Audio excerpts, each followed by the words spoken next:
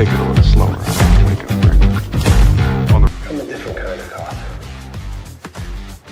I don't wanna do your dirty work no more.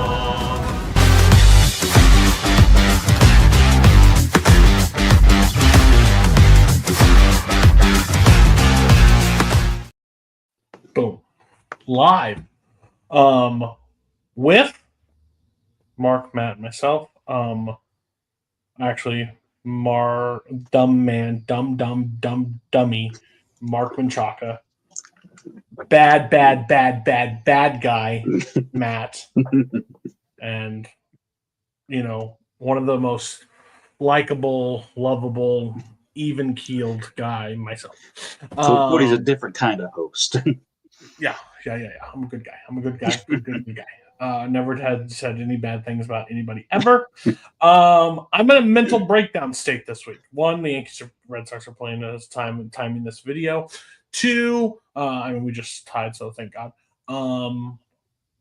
Two, I've never seen how three of these shows end, and let me tell you, I think we should have double dipped this week. If you want my honest opinion, I don't know why we're doing an episode and then having to wait a week. That's kind of bullshit. We could have just had a week off. Whatever the case may be, not very happy about it. But overall, holy shit, all three shows decided, hey, we got to put a bow on this. And all three shows decided to put a good bow, like start the process. The wrapping's happening. One show, Matt might be fucking right. I don't know. I don't want to say that right now. But if it's not best of all, it might be second. And I think that's big up there with it. I'll take it. That's crazy. How am I looking? Still a shithead. I don't know. I've never seen. I'm still waiting. But we saw two different things. That's fine. It's not a big deal. It's really the last episode that clinches it for Pete. No break to there will be no break for you guys. Well, there won't be break for us either, but when it comes out. But we have season 2 of the show booked, which again, Succession, True Detective, and The Leftovers. HBO Max complete. So you can watch them all on there. We will be doing it, and it will be under a new format. We are changing our format a little bit. And then I've heard good news. I've talked to the higher ups at this channel. They like what we're doing. Renewed for season 3, and we have our shows. We won't say anything yet now, but we have our shows, so that's pretty cool. The band is staying together. The band is here to rock. Because apparently on Thursdays and Fridays, we literally would rather spend it with us than anybody else in our lives. So that's impressive. That's a very impressive move. I'm proud of us for that. Mark, having not seen The Shield, you decided to make a scheduling change to our thing. I normally ask how you are. Well, I personally hope that you're awful. But after that, how do you think that decision? How do you feel about that decision now, looking at it? Well, a couple things. Yeah. One, yesterday, I did lose a trivia match in excruciating fashion, so I think you got part of what you wanted. I'm definitely still reeling from that a little bit. Based on that, I would always want you to win in that scenario 9 times out. I'm telling you. So wrong. Go ahead. Also, I don't feel good about it. I thought, hey, I simply pointed out, hey, the finale to The Shield is a 2-parter. It's an hour and a half. But hey, that means Matt's gonna have 3 episodes in the last episode. Why don't we, just give him the one? That way, it lightens the load off of Matt a little bit.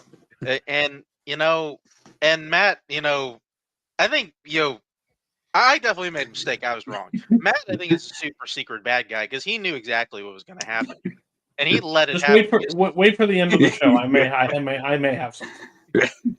He sat back and he knew what was going to happen, and he has us sitting here, like a bunch of assholes on just probably the worst stopping point we ever could have had, for this show. I wanted you guys to feel what I had to go through when I had to wait a whole week to get to the next episode. Even though I vented numerous times how I would never have survived in before streaming services. You realize that? Well, you're I'm getting the TV 34 years. I'm experience. 34 years old right now, and TV I'm just getting into. And you have ruined my trust. Matt, I think you're a son of a bitch too. So but how are you this week? Yeah, I'm doing pretty good. I think, like I said, all these shows they're getting close to the finish line here, and they decide they don't actually want to make it a race.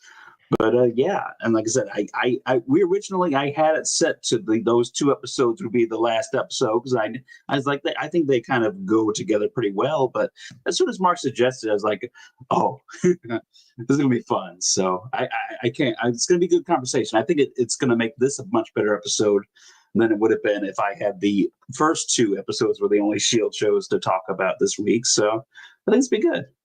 I mean, you are not wrong with that. Not at all.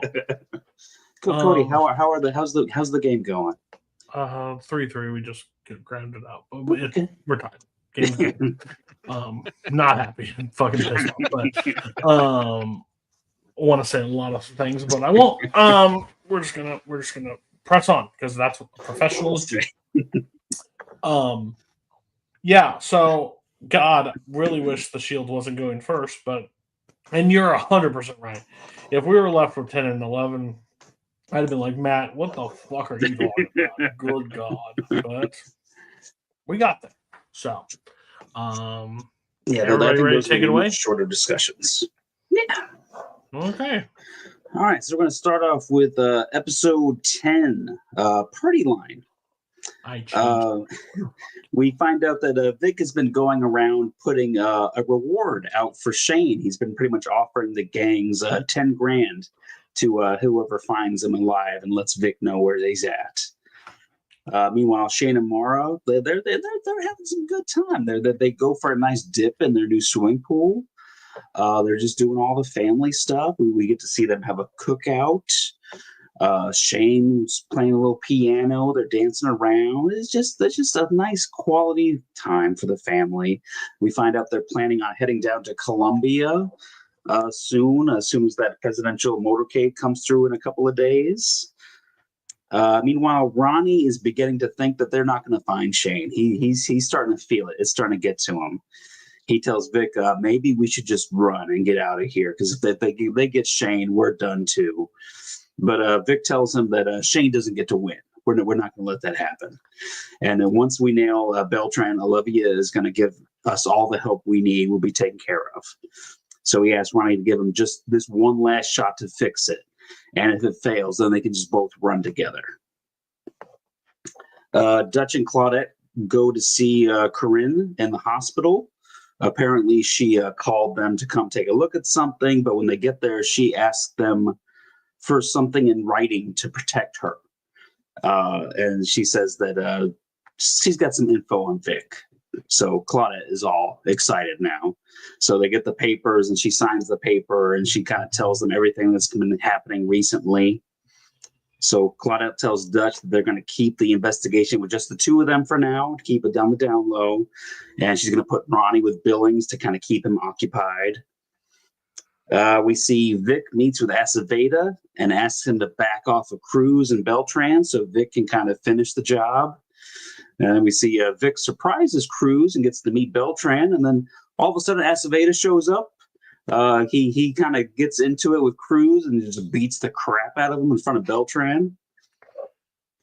We see Vic goes to see Corinne while Claudette and Dutch listen in on the phone. After he leaves, Mara calls and gives Corinne an update on she gives them the updated information. Vic tries to get on Beltran's good side, and pretty much he asks him to kill Cruz to kind of prove that you kind of got that cop out of you. So Shane and the family end up getting surprised when the realtor shows up to the house they've been squatting in. But they manage to kind of lock her up and they just head out of there. Vic grabs Cruz and brings him to Olivia. She tells him that he's going to have to go into witness protection, but he doesn't seem too excited about that. And Vic suggests that he kind of stall, so to kind of slow down the investigation a little bit. Vic goes and meets with Beltran and tells him that Cruz is dead. And then we see Shane and the family are kind of on the starting to head on the road, but a couple of gang members recognize Shane from the picture that Vic's kind of put the bounty on him. They kind of hold him up with gunpoint. They say they're about to call Vic, but Shane was like, whoa, $10,000. I can do better. I'll give you guys $20,000. But they make themselves an even better offer and take all of Shane's money. So probably about $90-something thousand. Beltran pays Aceveda a visit to inform him that he will be in charge from now on, but not to worry because he's not really into all that micromanaging stuff. All Aceveda has to do is just win, no matter what. Mara calls Corinne while Dutch and Claudette are listening. And at the same time, Shane calls Vic to let him know that he sent a letter to Claudette with a confession to one of their crimes. And he also tells him that he needs to make it right and find Shane $100,000 by tomorrow. And Corinne will be the one to make the handoff. Claudette talks with Mara and offers her immunity if she comes in now. But she says that all she cares about is putting Vic behind bars. Pretty much once those conversations are over, Mara just tells Shane that Corinne is kind of working with the police. And that's kind of how this episode ends. Pretty much just kind of setting everything up. Yeah, it's just like, oh, hey, we're going to set up everything that's cool is going to happen, but nothing cool is going to happen. These kind of characters we need to flesh out, these broken storylines that you forgot about for a second, we're going to make sure you know them. All the parties to be, because something's coming. I was very bored at this episode. Nothing really cool happened. Not like it's bad. It's not a bad episode. Yeah. It was just like, I guess I fall into it. I know that we only have a few episodes left. So why are we dragging our feet? That's kind of how I feel. So overall, I was bored, but it paid off by episode 12. Yeah, this episode felt like it felt like kind of like the first breaking point, really. Mm-hmm. Because we finally saw Corinne turn on Vic. Like she's now working with the cops. Like that was cool to see. The only annoying thing, at least for me, was like, for a family that's on the run, they're spending a lot of time outside in this pool and on this deck. I've seen Home Improvement. I know there's nosy neighbors, just looking over the fence. I don't know what Shane's doing here, but I guess he's got it under control. But well, I don't know if they actually put in the papers yet about them, because I know they said they were holding off on that, but they might have at this point. But yeah, that's a good point. But it does seem weird. Like it's just like they're like, oh, we're on the run. Are we? Well, they're just hiding out until they get out of this there. entire episode feels like previously on the Shield. It could have all been a minute. Yeah. Yeah. That what was the thing I was gonna? I thought there's one other thing I was gonna bring up. I'm such a. But yeah, no, it's a. I think also just looking back, knowing where the next two episodes go, Ronnie telling Vic like, "Hey, maybe it's time to run," and Vic talks him out of it, and like, he may regret that fucking decision, but well, whatever.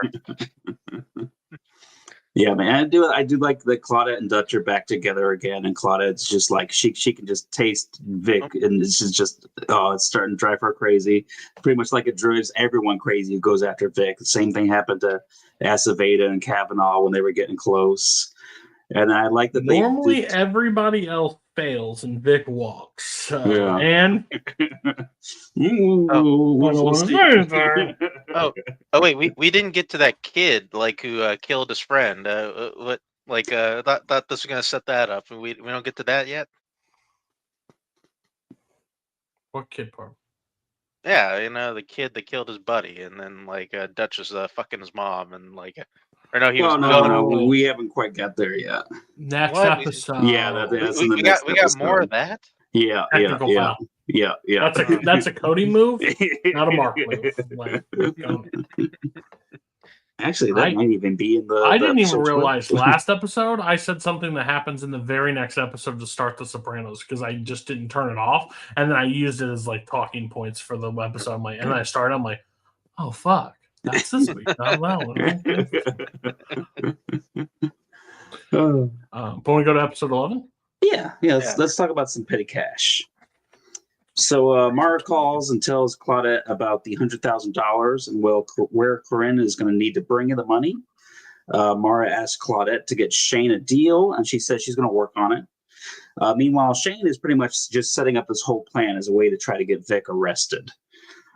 So we got Dutch and Claudette tell Corinne that they will arrest her too, so it doesn't look like she set him up. She asks him about witness protection, and they tell her that usually that only goes to people who testify. And she's like, I am not testifying. And is that real? I don't know. I mean, that's crazy. Because can't you do like a deposition? Well, I mean, it's witness protection. So, I mean, they got it. Yeah, I guess that is true. But like, they can't do anything?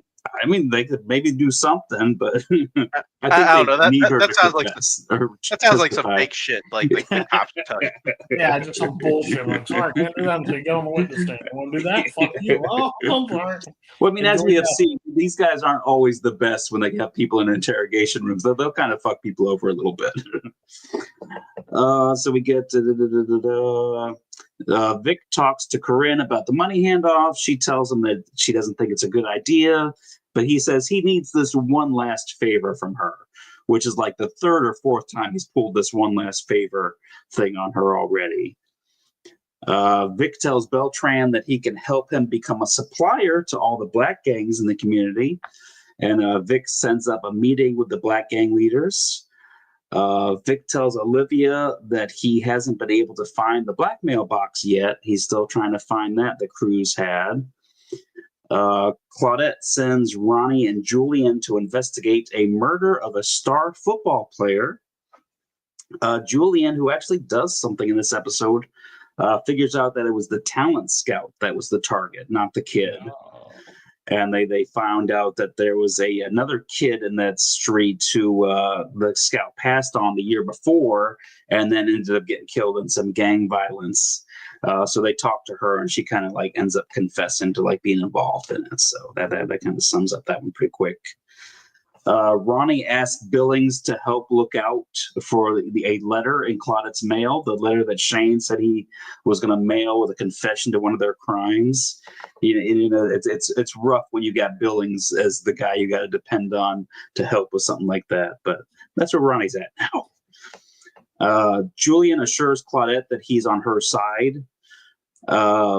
Vic has a sit down with the black gang leaders and ends up getting $200,000 out of them.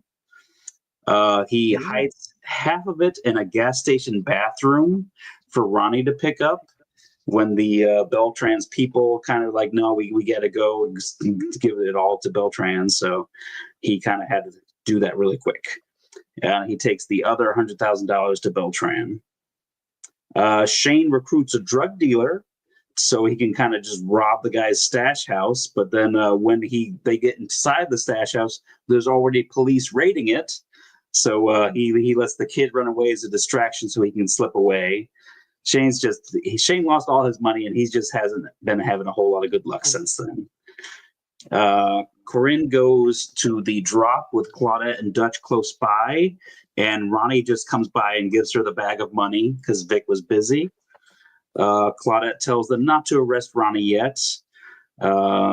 Shane and Mara don't show up, and Corinne starts losing her cool in this park. She starts freaking out, so they just shut down the operation at that point.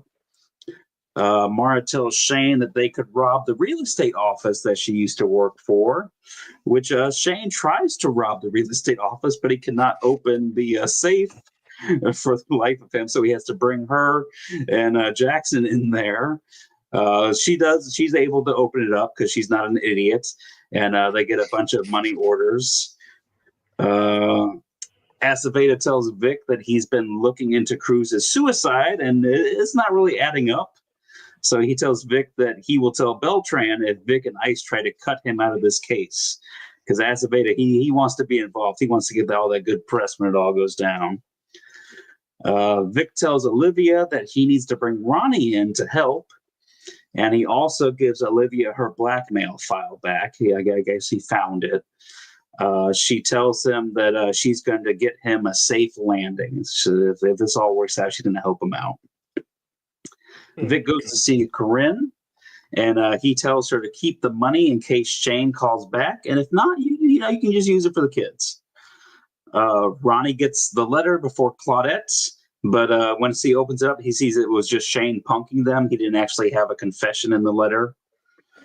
Dutch tells Claudette that Danny is willing to come back now that Vic is gone.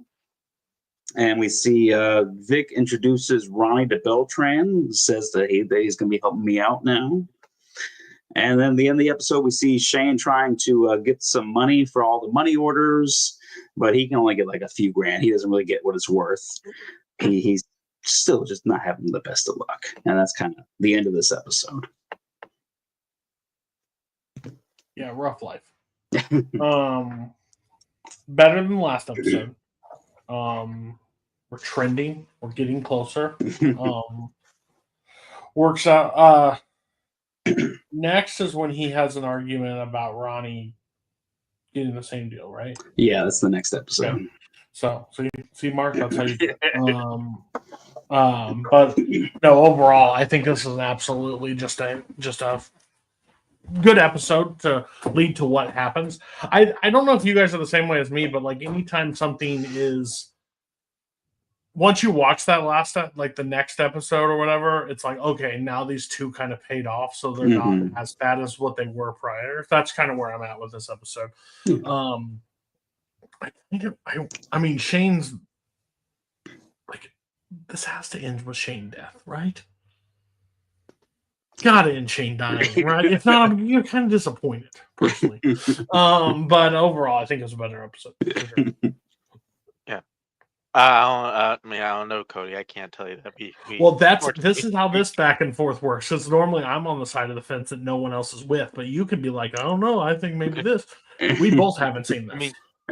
I mean, he just wants to go to Colombia with his family. Fuck off. I hope his plane goes down. He doesn't have money now, but Yeah. This episode's pretty good. I was on the edge like pretty much the entire time because whenever the Shield wants to, they're very good at turning up the heat and just kind of also just making you feel that same intensity that the characters are feeling. Because everybody, I mean, you got Ronnie in there trying to keep from the blackmail file from getting out, and then like he has to go get that cash while also not trying to look suspicious to Julian, which he's not doing a good job of that. Julian is like suspicious the entire time. We got Shane and Mara just becoming more and more desperate, which, Shane is always going to do some dumb shit whenever he's desperate. Yeah, and Vic trying to pull off like one last thing, which is a part of like these last couple episodes I really, really enjoy, is that usually like in this position, we do see Vic not necessarily like the smartest guy in the room, but he's at the very least like a step ahead of everything. He's pretty good at like seeing the stuff that could probably come down the road. He had a good trainer. He has no control what's going on right now, and he is walking into a lot of rooms with little to no leverage, and it is starting to show. Like, because this is the episode where like he because you mentioned the Olivia stuff. Like he gets does the file stuff come to a head in this one? Yeah, he gets her the blackmail file in this one. Yeah. Good job, Mark. Okay. I couldn't exactly remember. I didn't really want to give that away.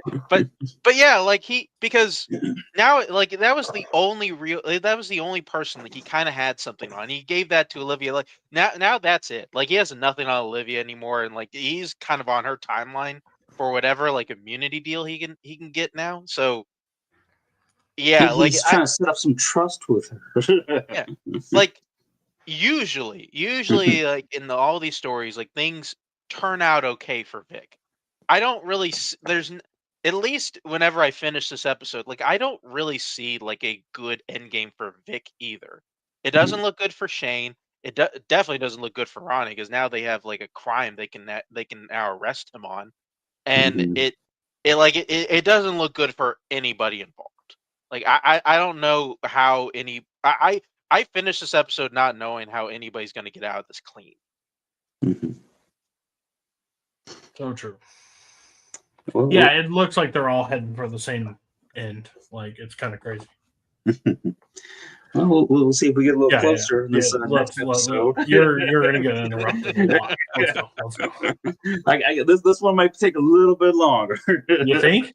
All right, so episode 12, the penultimate episode, possible kill screen.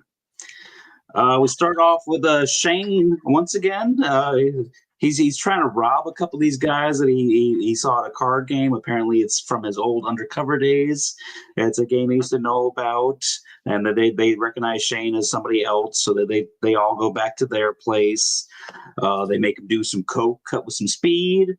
Then they end up attacking him because they realized that they found out from the past that he was a cop, and he got one of their friends put in jail. So they're just beating the crap out of him. Mara comes in. She's got the gun, so she's going to come help him. She ends up shooting two people, killing a woman in there. Then the other guy just jumps her. She ends up hurting her shoulder before Shane can come and help her. And they do get out of there with some money. Shane tries to take care of Mara the best he can because they can't go to a hospital.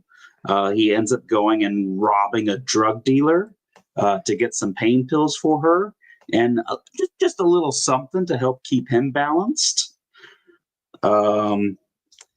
Billings comes to see Dutch asking for a favor because the department is threatening to countersue him. But Dutch doesn't really want to sign this statement that Billings wrote up for him, just like glorifying Billings and talking about all the pain and hardship he's been going through. Why not? Why can't you be a bro? I don't understand. I just really don't understand. Dutch ends up going to Claudette and telling him, I just can't work with Billings anymore. He tells her about the thing that happened with the sex offender a couple of days ago, which she immediately gets pissed off at Dutch because, like I said, she's going after Vic, and she's starting to get that Vic madness that all the other people have gotten before in this situation. And she tells him he needs to just go and fix it, otherwise she's going to have to get involved. So Dutch warns Billings that the other cops need to get the sex offender released, and Dutch tells him, "Hey, if you do that, I'll sign your statement." So Billings ends up helping and get the guy released, and Dutch signs a statement for him. Not quite as much of a statement that he wanted, but it should be good enough. Meanwhile, Dutch has also been getting a bunch of calls from Lloyd's mom, the little psycho kid, but she's just been calling and hanging up. He ends up going over to her house, and she seems a little bit off. She seems a little scared of something. He shows her that she has called him 6 times, but she denies it, and she just tells him, "Hey, you got to get out of here. You can't be here." Corinne has Dutch come by, and she kind of asks him, "Hey, when are you guys going to arrest Vic?" He just tells her that she needs to be patient, but she is worried that Vic is going to find out that she's been helping them. Corinne calls Vic and tells him that Mara called to set up another time for the money drop. She tells him that she doesn't want to do it, and he tells her that he's going to take care of it for her. And we see that Dutch and Claudette were listening to the call. So Vic goes over to see Olivia, tells her that Beltran has a big deal going down tomorrow, so that's going to be their chance to get him. It's going to be a whole lot of drugs and a bunch of other stuff. But first, we need to finalize our deals for Vic and Ronnie. We got to get these ice deals before we can go meet with Beltran. He tells her that they both need jobs and full immunity. And as she asks him, what, you keep saying this immunity stuff. What do you need immunity for? And Vic tells her, well, me and my team, we had to cut some corners in order to get the job done. Yeah. We had to do some things, like maybe, Why don't you mind your own fucking business, Yeah. right? Things had to happen. like, all right, Nothing crazy, though. Nothing crazy. like she's sitting there thinking, I don't know, maybe like there's a police brutality case. Or something. I guess he can confess that. That should be an issue. That's gotta be it. Yeah, a little bit roughed up somebody a little bit, maybe. She tells him, though, that this is the government. It's going to be impossible to get something done like that in time. Vic goes and complains to Aceveda, and then Aceveda comes to Olivia and says, like, yo, you need to work with Vic, and we need to help. We need his help to take Beltran down. And he tells her that if Vic is out, I'm out too. So Olivia, she makes some phone calls, and then she ends up calling Vic back and tells him to come in so that they can finalize his deal. So Vic and Ronnie go to talk with Olivia and her boss. She tells them that, hey, Vic's deal is ready now, but Ronnie's isn't quite ready yet. And Vic says, yo, I'm not signing anything until you have Ronnie's deal ready too. And then they both just leave out of there. Pause. And one thing I was like, that seems so stupid. Like, just do it. Like, that's not a big deal. As the episode ended, kind of. Yeah, you kind of needed to have both their deals in place at the same time. Someone's gonna take a bullet for it. I was like, why not? Dude, you're gonna get it. It's not a big deal. It's like, what are you gonna say? Like, you're like saying, I was like, oh yeah, Ronnie needed to be in on that deal. I agree. But we see, Corinne. She's over there waiting for Vic to come pick up the money. But as soon as he gets by, he kind of notices things are off. He kind of spots some cops kind of watching her. So he calls her and tells her that she just needs to leave and get out of there. They'll do it later. But Dutch and Claudette, they're watching, and Dutch tells the cops to go and arrest Corinne and kind of just put on a show for Vic, which Vic sees her, gets arrested, and he just starts freaking out. So Vic runs back. He goes to see Olivia and asks her if Ronnie's deal is ready yet, which, I mean, he's probably been gone for like an hour. So, of course, she says, no, it's not. He says, okay, well, I want to do my deal now, but I also need a favor for Corinne because I think she just got arrested for aiding and abetting. And she's okay, we can probably work with that, but Ronnie's deal is still not ready yet. And Vic's like, Ronnie can wait until next week. Okay. All right, so we got Dutch tells Corinne that she needs to stay. Fuck over your partner royally here. It's all for the team. Dutch tells Corinne that she needs to stay in the cage just to make the arrest seem legit in case Vix checks in. Corinne asks Danny to go pick up the kids. Claudette tells Dutch that they have a location for Vic. They know where he's at, so they're going to go see him. We see that Vic is with Olivia and her boss over there at the ice center, wherever they are. They go over his deal for his job, kind of go over a little bit of his job. I think it's like a 3-year contract or something like that. They talk about his immunity agreement for anything that he confesses to tonight and says, yeah, Corinne's immunity is in there as well. So Vic signs all the papers. And he and Olivia sit down at the table here. She's got a little recorder set up to take his statement. Vic just takes a long moment and he just stares there. Don't miss how much tape does this thing? Yeah, that's coming up. Okay. Yeah, that's what a line. What a line. Yeah, because he takes a long moment just like sitting there thinking about, I'm really about to say this. And then he confesses to planning and executing the murder of Officer Terry, in which Olivia and her boss are shocked. As soon as he says this, Olivia realizes that he screwed her. She asked him if that's it. And he asked her, how much memory does that recorder have? Which is... I just want to say this. I feel like if this was, the real world, are like, okay, we're stopping the interview. We're ripping this up. Okay, yeah, we're taking you to jail. Like this is like we're not doing.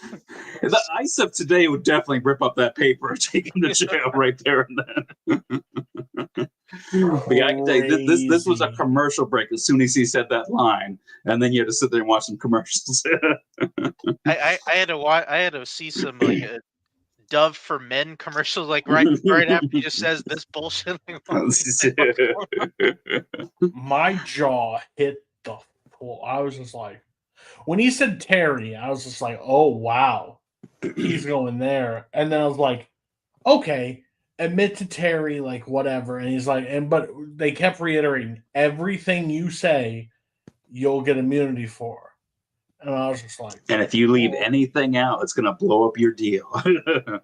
and then all of a sudden he's just like, Terry is like, how much memory does this thing? And I went, and she's like, you son of a bitch, you killed a cop. And then, you'll get to the part, but I'm like, because when they start out, they tell him that like, so your meeting with Beltran is in like 3 hours, so we got to knock this out real quick.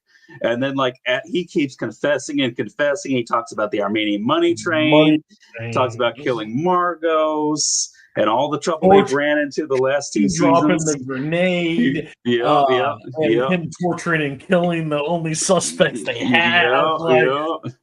And then she's like, okay, your meeting's in an hour, which means he's been confessing for 2 hours. All the shit that they've done. So Claudia and Dutch show up in time to see him confessing some of his crimes. The ICE boss tells them that Vic has full immunity for everything that he confesses to. And you just see Claudia just loses it. They're staring out and they're like, what is he doing? Well, he's like, he's now our guy or whatever. Yeah, he's our problem now. What kind of shit show are you running? What are you doing in there? Well, he's getting immunity to everything he can. He's getting immunity for what? Everything he confesses, and they just turn around and was like, "What?" And they click in and they just hear him just ranting about the things. I was just like, Claudette is gone, like rough. She waited 2 months to get this motherfucker out and like had him hook, line, and fucking cannon to the back of the head. And what does he do? Swarms right out. Yeah. She's just furious that Vic is getting away with everything. He is he's doing everything that Shane would have ruined him for. Yeah. And now Shane has no protection and no ammo. It's crazy. What a guy. What a guy. And she ends up taking her frustration out on Dutch a little bit. And she's yelling at him. She ends up firing him when he tries to calm her down. But Dutch tells her, like, yo, this isn't you. And then she ends up just breaking down. What did he do that was like that rubbed her? Like, what did... Well, she's still talking about like the stuff that he helped with the sex offender thing by not saying anything. She's just so mad at Vic. She was trying to cling to anything and like she was trying to take some power back. She didn't really mean firing him. You messed up your job. This is not you. That's just what she wanted to be able to tell Vic. We cut back. We see Mara is still in a lot of pain, but she doesn't want to take any more pain pills and risk the baby. She's also feeling a lot of guilt over that. And she says she just can't do this anymore now that she's a murderer. And she just asked Shane to take her home. And then we cut back. We see Vic has finally finished his confession. And Olivia tells him that he has said enough to put Ronnie behind bars for the rest of his life. And that if he warns him, it would violate his deal. And Vic says, don't worry, I will keep stringing Ronnie along long enough to take down Beltran. She asks him if he has any idea what she has done to her. And he just looks at her and says, I've done worse. And we close out the episode. Who says they've done worse? Vic. Yeah. Yeah. I thought how you said it. I was like, I was like, wait a minute, what the fuck she been doing? She's been running a fucking prostitution ring of children or something. God, that's the new worse than Vic. God damn. This is fucking cinema. This has nothing else besides Vic talking. Like the rest of the shit doesn't matter. Just Vic talking was the most intriguing thing ever. And I mean, to I watch their timed show- it. There's 40 seconds of silence before he even starts confessing, where you just see him just like thinking of everything, like the relief. I'm is gonna also come. really curious because it feels like the most un-Vic move to throw Ronnie to the wolves. I mean, ultimately, Vic, his family is above everything else. Right. But how he Liam, how Yeah. Shane crossed him, it was those guys were family to him. Yeah. The only people that he ever really hurt were people that affected the family. Hmm. He never like personally went. He never hurt anybody that wasn't like a criminal in general. Yeah. He never went out of his way to like affect other people. So it just seems really weird that he's hook, line, and sinker. Now I knew Corinne being in jail forced his hand a little bit. Yeah. That's life without parole. Like he's fucked beyond belief. So I don't know in the last episode if they're going to find a way to get Ronnie like clear, but I don't think they can anymore. So it's just like, does this end with Vic walking in sunglasses off into the sunset? Buying like, it seems weird, but kind of seems genius. But does he, now that he's innocent of everything, can he kill Shane? Like, can he kill Shane? Because that's not on the fucking tape. By the way, 3 p.m. tomorrow, I'm gonna pull it in the fucking Shane's head. You can't really say that. So it just seems really weird. I don't know. Maybe his goal is just to get Shane locked up. Like that's the whole overall goal. Because I mean, if Shane gets caught now, he can't say anything that'll get Vic in trouble. Because the difference where I'm having with Walter and his conclusion was that made sense. Like that, his ending, his beginning to his end made sense. Shane's is a little weird to me right now. And I'm not saying it's not Shane. Vic's is a little weird to me right now because it seems like he wouldn't have done that to Ronnie. But maybe at the end of the day, he is that selfish. I mean, he's kind of selfish. Right. You're not wrong. You're not wrong. I have a feeling this is probably going to. It's going to probably be more of a thing by the time we actually get to the finale. But a thing, at least, that's been happening for pretty much this entire season. This entire season has been really breaking down Vic and kind of almost like it is slowly taking everything away from him because he didn't really know it yet. But he pretty much already lost his family because Corinne doesn't trust him anymore. She was willing to go to the cops to get rid of him. And then at the end of this episode, he's kind of done with Shane. He fucking gave up Ronnie in that just amazing scene. Like I could not mouth open for that entire minute. I could not believe what I was watching. I'm not. That singly, it's not the best episode we've talked about, but I honestly, that's one of the best episodes this season, like this series that we've done. Like, that moment is definitely like some of the best acting in the whole series. Something is to have that in your back pocket and know how you're going to use it, but actually do it well. Mm-hmm. Just weird. Like I don't know how it's even that possible how they were able to tightrope that, but they did it. Oh, I mean, that's it. I'm very curious how we ultimately wrap up here because I mean we in the penultimate, even though it doesn't really feel like it, but like Vic won. Vic is won at this point. Like he's guaranteed his future. Like he won't as long as he has that big drug bust. As long as he turns in this guy, he has a future, but nobody else does. I'm curious like how the rest of that goes. So he's got to turn in the drug. He's got to turn the guy in for the drug. Yeah, he's got to get Beltran. Yeah, he's got to get them that big arrest. He's got to give him the big arrest and also not. What if not tell Ronnie to run, or at the very least. What if Shane? The cops don't realize they tell him to run. What if Shane kills Beltran? I mean, Shane doesn't even know who Beltran is or anything Unfair. about him. Yeah, that's- You shut the fuck up. You know the end of it. Don't. This is me speculating. I don't Okay, know yeah, nothing. keep going. I mean, he can find anything out at this point. Like, I'm trying to think of something. Although- The rug being pulled on that. It doesn't make sense. although, No, like, it makes perfect sense that he tight ropes. It makes We- perfect sense. The Ronnie thing doesn't make We sense. find out that Vic's had a brain tumor this whole time. That's why he's got no hair. Oh, that's it. although, I mean, the only problem, at least with that Shane thing, is that for whatever reason they are, because Shane's also not thinking clearly. In the middle of like all this great ride and all this great character stuff, we are kind of like in the middle of like one of their dumber plot threads of Shane becoming addicted to drugs all of a sudden. I don't know where that came Oh, from. yeah. But, you know, we're I here. mean, they made him take drugs. Stop it. Some of the like. Listen, That was I know like you- 5 you're trying hours to make ago. make it interesting. I don't. give a fuck. Stop it. like I mean, it doesn't really matter because of all like the good stuff that's happening. But I was sitting there thinking, like, why are we throwing in this plot thread? Like, did they think we needed another thing like this episode? It just like shows the Shane goes downhill real fast when he doesn't have like a stable environment. No, Yeah. I Great. will reiterate one last. I'm sorry. Like, this was Go ahead. this was the worst stopping point.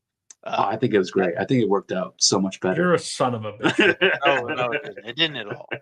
The more I Because now- sit here, our job is friends. I would say friends. We're not acquaintances. We spend the most time of anybody in this community together. Mark was just like, man, I'm trying to look out for Matt. This makes sense for me. Like, hey, it's only if somebody knew some fucking information about the fucking shield that could have stopped us from being fucking miserable. That's not miserable. That's excited for what's going to happen next. Listen, I know you've been friends with Nazario and Mike longer than you've been friends with me and Mark, but listen, you can leave that scumbag behavior at the door, okay?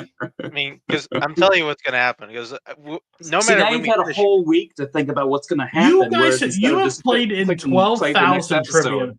You've played in 12,000 trivia matches, and I'm telling you right now, you've spent more time on call these past 2 years with me and Mark than you've ever played trivia at this point.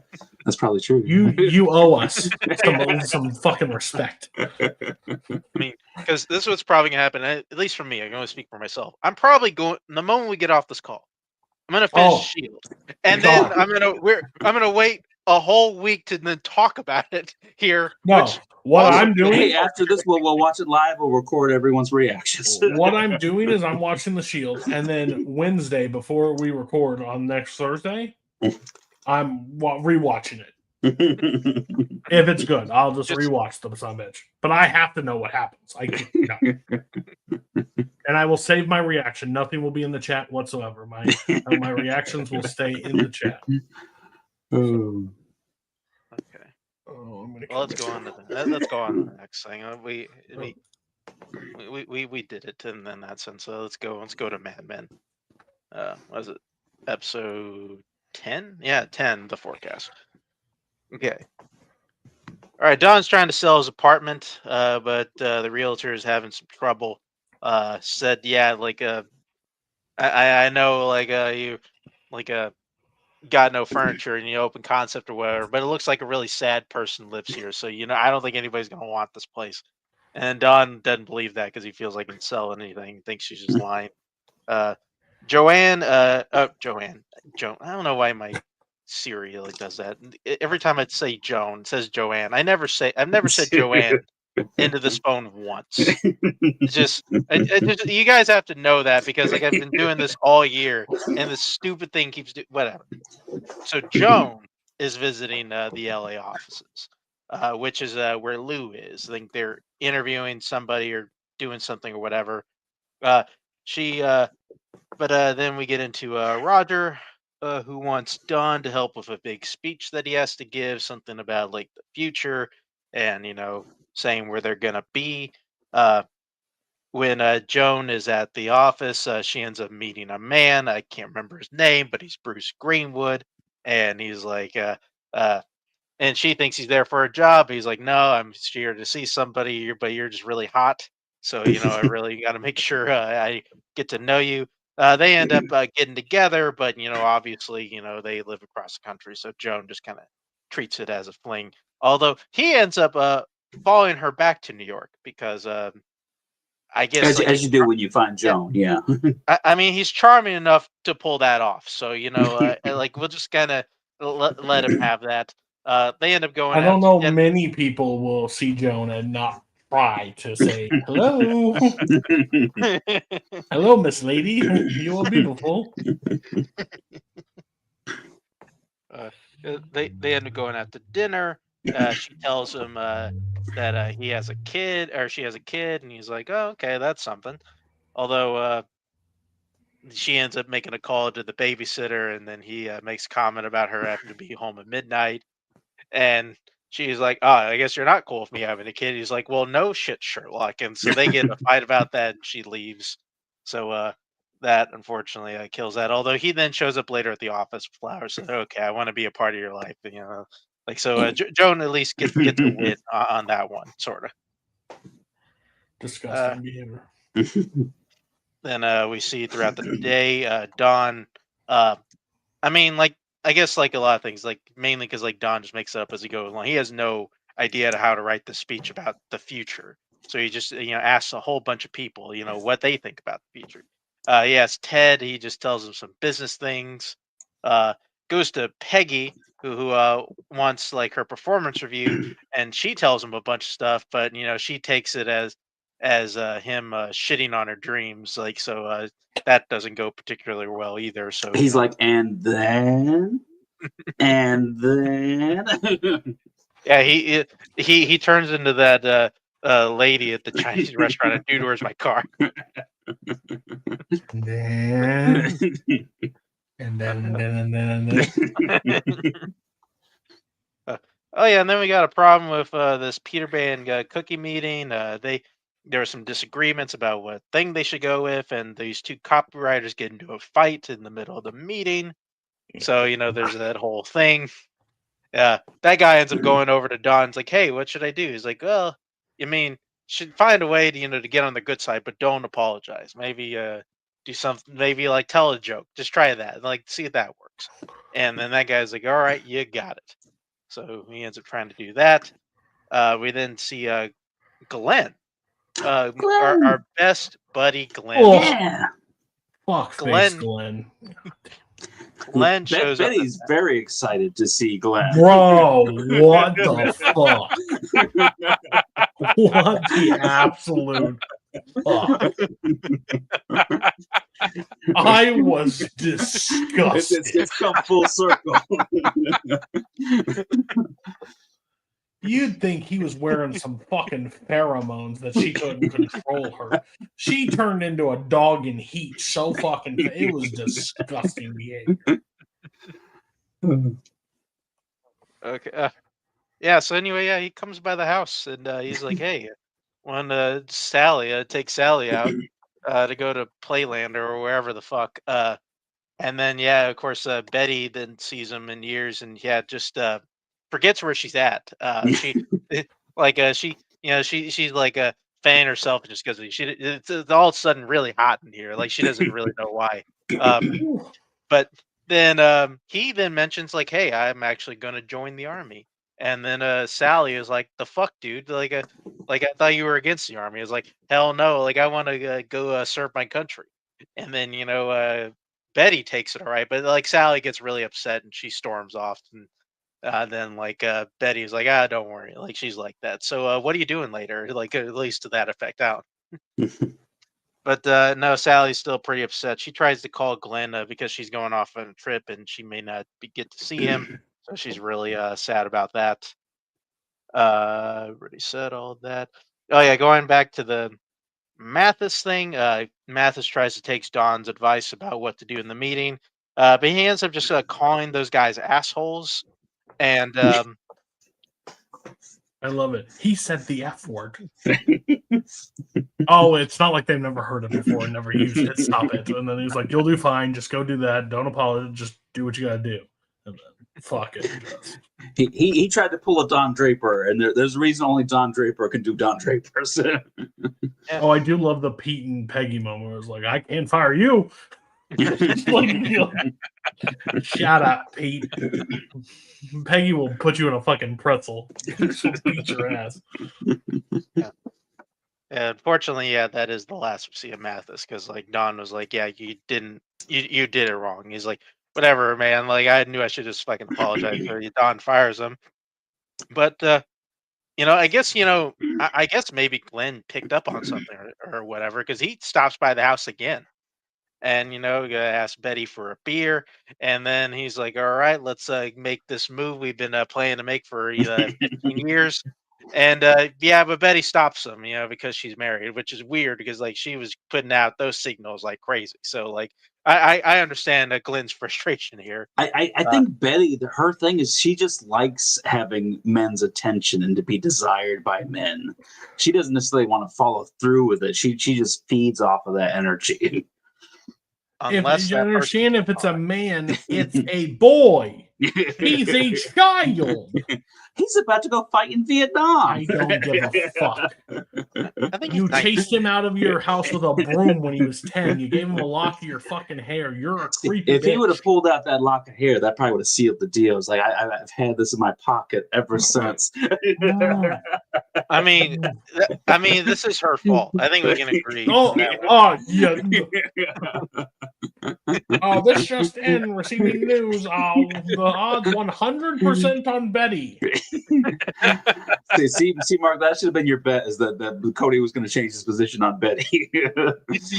Like she just like, Glenn the kid, ooh, not bad, Glenn the kid. Ooh. Then all of a sudden 18 be like, my God, come and ravish me, young boy. What? Like fucking, I got She's the like, graduate. I got the fucking graduate vibes. Like, what the fuck, man? Like, you're so creepy right now. No one's on your side at all, Betty, at this point. Like, God damn. Oh, wow. I almost skipped it. I literally almost skipped it because I could have saw it happen.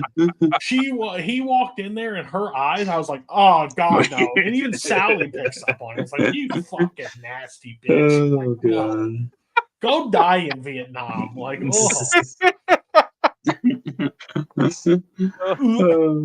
fucking gross.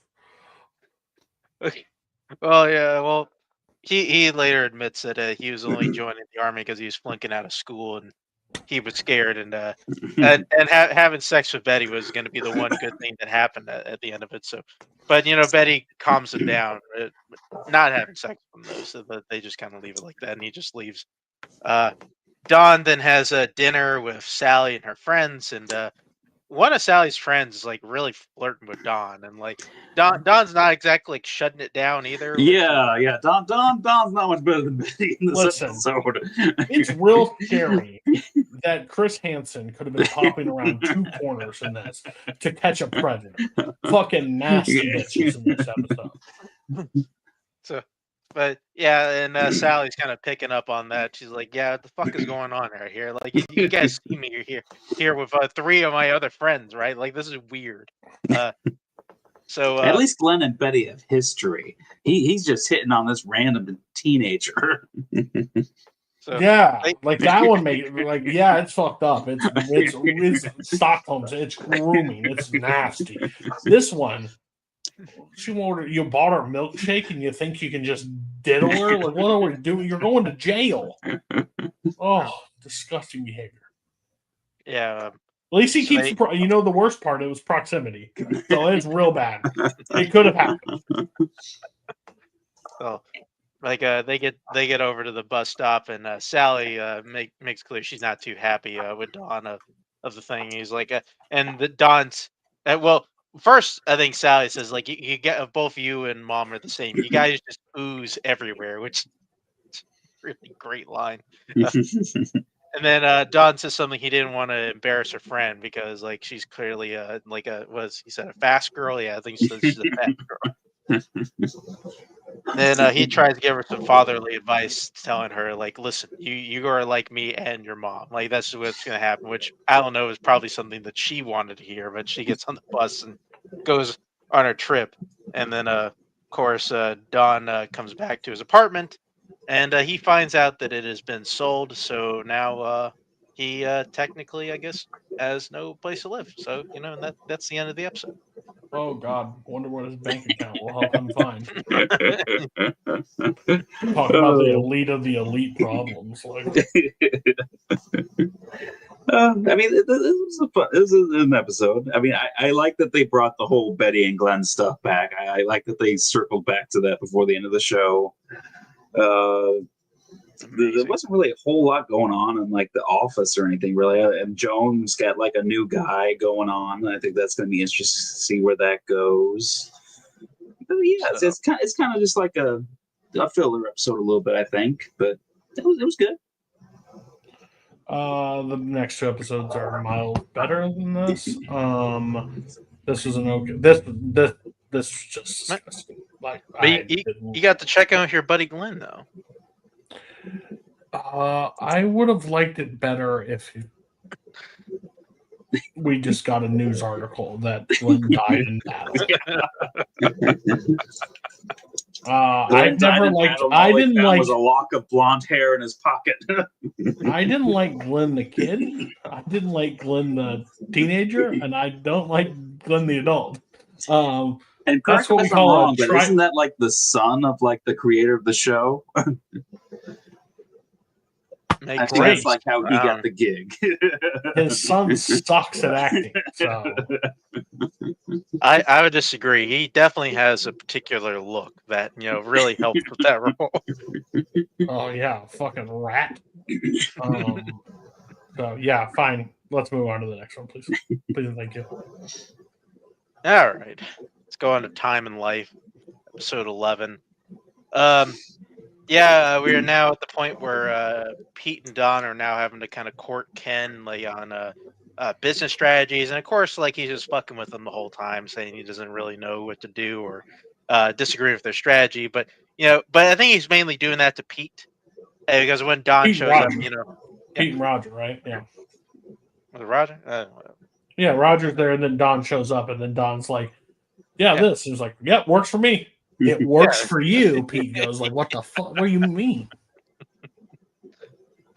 So yeah, like annoying the hell out of Pete in that one. And also like Don is trying to track down Diana, trying to figure out where she's at, going by the apartment and such, I guess like, he just hasn't heard from her, well, she said she didn't want to see him anymore. So I guess he's wondering why he hasn't heard from her. Like, I don't know. Don doesn't hear no a lot. He's a fucking weirdo, but whatever. Pete is having some trouble getting his kid into a school. Apparently, Trudy said their daughter didn't get accepted to some school that he went to and like his brother went to or whatever. So Pete said he's going to help her out with that. Peggy and Stan are also working on a Play-Doh commercial, and Peggy does not know how to deal with kids.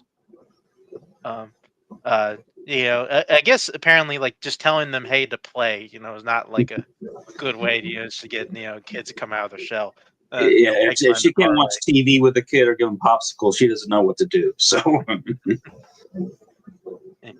anyway, then we get into Roger getting into the mail, and then he calls over his secretaries and like, hey, we got to figure out who's responsible for paying our lease. And then he hears it's Don. He's like, okay, well, we got to fire Don because apparently our lease is ending. So like somebody fucked up here. We got to get to the bottom of this. And it turns out Don was not given any notice. She was not told about any of this. So they have no idea what's going on. And they end up calling McCann, and Ferg tells him, hey, about that, we decided that you guys would be a lot better just coming over here, just moving out of that building. And then Roger's like, the fuck you talking about? Are we losing the offices, or are you guys just absorbing us? It's like, yeah, we'll talk about it tomorrow. Like, don't worry about that. It's good news. Don't worry. So like Roger just realized, that we're all fucked. I guess we should have seen this coming. They bring in the rest of the partners, tell them what's going on, and they're kind of all sitting there. It's like, well, shit, I thought this would happen a year ago, but I guess they waited a while just to have us, kind of be a little bit more comfortable with it. Pete takes the news the worst. He ends up kind of pulling Peggy aside and telling her, "Hey, we're we're getting absorbed here. Wanted to see you get a head start because Pete is not really. I don't think he's feeling too good about where he's going to sit at McCann once they move over. No. Why you say that? So Don is taking a nap after hearing the news, and Is your redemption arc for Pete getting fired? Is that what you did? Is he going to get fired in the last episode, and that's the redemption? You might be right. That might help you. Is he gonna get fired and jump off the building? Oh, suicide! What? Mark, you were so right. It's like, I'm coming for you, chicken. Grabs Betty's hand, goes down together. Conflicting feelings about that. Anyway, Don gets a call. Apparently, it's Lou, and Lou is like, "Hey, I don't know if you heard the news, but I'm out of here. Yeah, I know you all laughed at me about the Scouts Honor cartoon, but like this cartoon company wants to buy it, and I'm not even gonna think about it. I'm going to Japan." And Don is like, "All right, whatever. I don't give a shit." Hangs up the phone, and then that gives him a spark of an idea. It's like, you know what? We can actually save this agency if we move over to LA. And what's his name? Ted is like, I don't want to go to LA. That place sucks. It's like, it's okay. You can stay. Like, we're all good. We can just take some more other people over there. So he gets the idea. Is like, listen, we're just going to bring in conflicts and the people that don't want to go over to McCann that they're going to lose anyway. And that is which is essentially like 3 accounts, which is like Sunkiss, whatever, and one of them is Dow Chemicals. So they got to talk to Ken about it. So they are taking the day to try to figure out how to get these accounts just to maybe save the agency and kind of set up an office over there in LA. Peggy then meets with a headhunter, and he pretty much tells her best move is to go to McCann because all or other places basically be a demotion. Roger and Pete then try to meet up with Ken about the move, and Ken is kind of like yes sir in them all along, and then he's like, all right, I kind of fucked you guys long enough. Answer's no. I'm not going over there. So sorry. He just takes off. Pete and Trudy meet with that school, and it turns out the dean has like some vendetta with Pete's family. And then I think in the middle of that, he calls his wife a whore or something, and Pete ends up punching that guy. And he gets into a fight in that one, which actually goes better than the one he had with Lane. I think he actually won that fight. So small win for Pete there. And then he ends up having a little moment with Trudy afterwards about her feeling lonely and such. I think it makes her feel a little bit better about that. And then he gets an idea and kind of makes a call.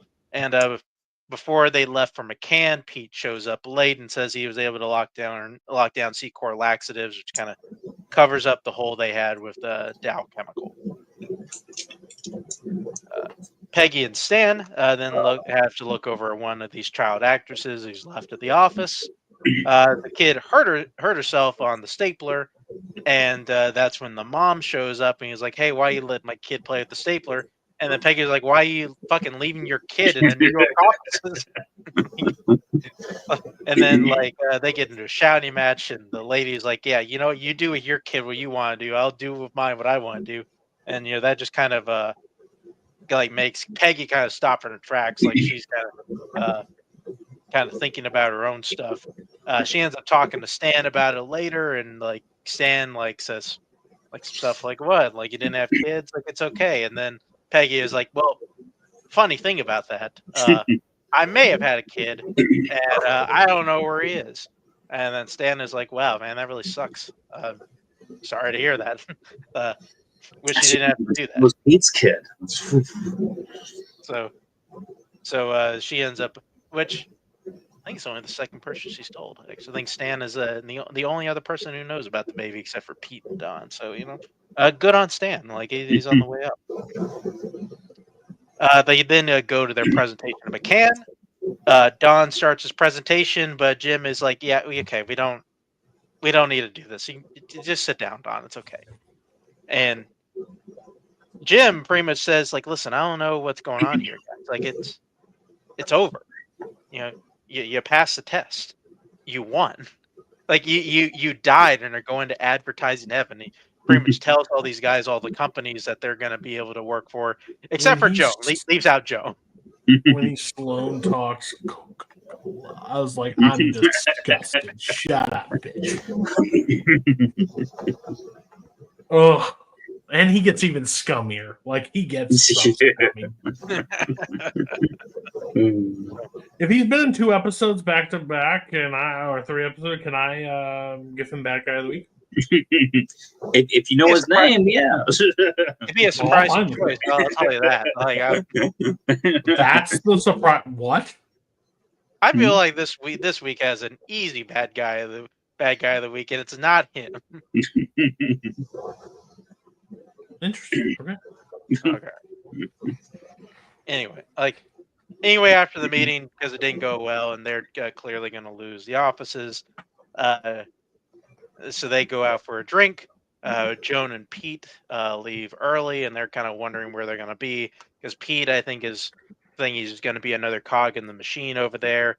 And Joan is like, "Well, I'm going to a whole other new company, and nobody's going to respect me because obviously I'm a woman and I have tits, and like they're not going to want to listen to me." And then Pete is like, "Don't worry, you'll figure it out. You'll land on your feet, kid." The next, and then Don and Pete. No, wait, what the fuck? Roger tells Don that he's banging Marie, and like Don is like, "All right, I guess that's what happens." The next morning, Peggy tells Stan that she's gonna go to McCann, and they have this nice moment on the phone. Then the partners address the office that everybody's moving to McCann, but of course everybody's all scared except for Harry, who's like, "What? It's good news, everybody. We're going to McCann. It's all right." But Don tries to, have his little speech to make everybody feel better, but everybody just kind of keeps talking over him because they don't want to hear one last Don hoorah. So that is the end of Time in Life. Yeah, and this is a great episode. I love that we learned that there is generations upon generations of people that hate Pete and his family. There's a blood feud that goes back for years. It was ordered by the king. And now it's going to continue on to the next line. But yeah, I love it because this was an episode where they did another one of those where everyone's back is up against the wall, so they come up with this great plan, and we've seen them do this like 3 or 4 times already, where they do this last minute save, and then everything's great, but this time it doesn't work. Don doesn't even get the chance to make his pitch. So I love that. So I thought it was really great. Yeah, I think it's I think I think one of the only times in the show really that we see like Don go up, think he's foolproof, everything's gonna work. Doesn't have like a mental breakdown to like say like, "Oh, I was at a whorehouse and my dad gave me a Hershey's chocolate bar." Like none of that shit. He's about to do his pitch, and they're like, "Bro, like, great job." Fucking means nothing, buddy. Like, let's move on. Like, this is what's done is done. And like like, you did it. You got 5 jobs. Like, they're like, we don't want to fucking have this job. Like, we're just a cog in the machine. Like, so it's like, and you see how big the office is. Like next episode, like you just see like they're just. Well, like even like we'll talk about it in the next one, but like the creative director just alone, like it's just this fucking for this team feels like they would be absolutely fucking miserable here. So yeah, I think it's a really good episode. I just like this is the warning shot, and like not to give it like him like say, "Oh, he was right the entire time," but like Jim, right? It's like fuckers. After all this, Jim Cutler wins. Jim Miller's like Jim, fuckers. Jim You got should have away got with his millions of dollars. He's now. happy. Now they're all rich, right? They all have that money, but they have to work out their contract to get it, right? So they have to literally work at this place to get said money. I think they, from the way that Joan was saying, it sounds like they still 30% of their money sounds like it's still tied up in Right. whatever. At least from what Joan, at least the number that which Joan, is a lot for Joan. Maybe less so for some of the other people. Oh my gosh, sorry. Red Sox just did something really great. You want to talk about your next episode? When I meet and scream loud into the void? Yeah, let's go ahead and do that. Yeah, let's just finish one up going to episode 12. Lost her eyes. That was Cody's reaction when Glenn showed back up and met. Well, yeah, as we were saying, everybody is now at McCann, and we see them go into the offices, and like there's all these fucking people over there. Like they have definitely entered in a league of its own as far as advertising is concerned, because now they have kind of entered into this whale, so to speak, of an organization. And we see everybody moving out. See the kind of left of the bare bones over there is basically just Roger, who's kind of overseeing like the last of the move out, and also Peggy. Peggy is actually still at the offices because they didn't get her office done yet. They couldn't figure. I don't know. Like they just. I guess they thought she was a secretary or something. So one last like jab at Peggy, so to speak. So she's pretty much doing everything out of the Sterling Cooper offices until she gets office because she refuses to walk in there without an office. Dawn then meets with Ferg and Jim, and they tell him like, "Yeah, we expect big things from you. We've been trying to get you under our wing for 10 years, and we're glad to finally have you." And like, got meetings with Miller Beer and I think he said Coca-Cola. I don't remember if Coca-Cola, but like and something called National Cash Register, whatever the hell that is. So yeah, like they wanted to kind of court Don around all their big ones because they are now happy he's there. Joan is also getting settled in, but she's having a bit of a tough time in McCann. She has guys that won't read memos and make them look like total assholes on the phone when they don't realize a guy's in a wheelchair. And then also it's like, whatever, he's a client, he'll get over it. Like kind of having a very nonchalant attitude towards the whole thing. She then tries to go over to Ferg to try to deal with the situation, but he just kind of takes it a different direction, probably expecting a little something out of Joan, for his cooperation. So she realizes that she may have asked the wrong person for help in this situation. Is this the guy you're referring to as bad guy? He's not. I mean, it's probably not a terrible pick either, but like I would go with somebody else still. It's not this show, I would say. So it's Sopranos. No. We just talked about it. Like, what do you mean? Like, I'm so confused who the guaranteed bad guy is, though. In the Shield? Cody doesn't seem Vic as a bad guy because he's doing How? his You're saying that's with him admitting to it? Man, like, pretty much turning Ronnie like in. Yeah. You know what? He gave up his friend. Hey. Red Sox had 2-run home run. I'm just going to sit here and self-evaluate. That's fair. I'm just I don't know what. I was like, man, what did we just finish talking about in the first 45 minutes? All right. I was talking about. Oh yeah, Ferg. Like he's being pervy and such. And then see Don. He has a meeting with Miller Beer. And then you talked about all the creative directors. There's like a room of like 20 guys, and apparently that's like half of their creative directors. Which I mean, okay, I guess they're paying for all of them. And then Don is like in the middle of this presentation about like the guy from Wisconsin and liking dogs and such. And then Don just kind of looks out the window, sees the planes, like, you know what? I got a better places to be. So he just kind of walks out in the middle of the meeting. Nothing's better than Don just walking out of a meeting. Yeah, I was like, who are these fucks here in the Miller Lite? You know, one of the biggest beer companies in the world. Yeah, fuck it. I don't, I don't need to hear what they got to say. So Don then goes to take Sally to school, but turns out she already left. And Don leaves, and he's like, you know what? I think I kind of like this car. I think I'm just gonna go for a little cruise. Just And kind I of just kept on driving. Yeah. Instead of going north, he decides to continue east and just starts heading down to a new state. It turns out he's going over to Wisconsin to look up somebody that doesn't want to be looked up. But hey, whatever. We'll get to that. Uh, oh yeah. Also, while he's driving, Don imagines Bert in the car with him, like saying, "Hey, like I don't know where you're going to see some. I don't know where you're trying to see this lady. It doesn't make any fucking sense, dude. Like, just stop doing it." Let's listen to Bert. He's a pretty smart guy. Yeah, and then of course it's the next day. Jim checks in Don at his office, and she sees Meredith sitting in his chair. It's like, well, I guess you're sitting in his chair. You don't expect him anytime soon.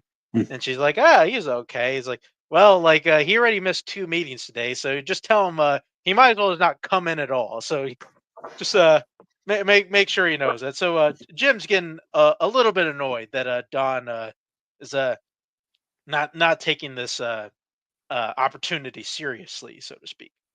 Uh, Peggy's office is now ready though, so she's about to leave. But before she leaves, she hears like some creepy organ music, and it turns out Roger is still there.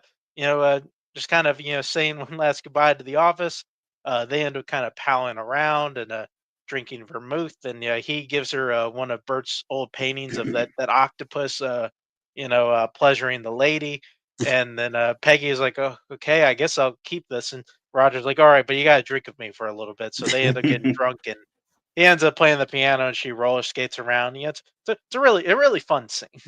It's really nice because there's never really been a whole lot of scenes of just like Peggy and Roger like together by themselves. So I think it was nice that they did that. Yeah, it was like a weird, but like honestly good send. Like it was a weird, like not send off moment, but it felt like that. Like they were like together. It's kind of cool. I love when she was like, "Would you drink for vermouth?" And he was like, "Unfortunately, yes." I think the last time we saw them together was when he asked her to make that whole presentation by herself over the weekend.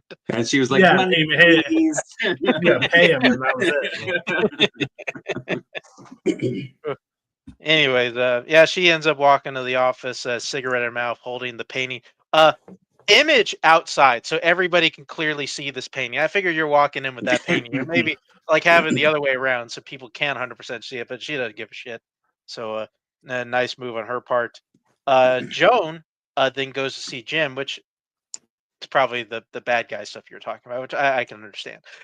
She goes to see Jim Hobart, and she's like, "Hey, Ferg is kind of doing some weird shit here. You think you can help me out?"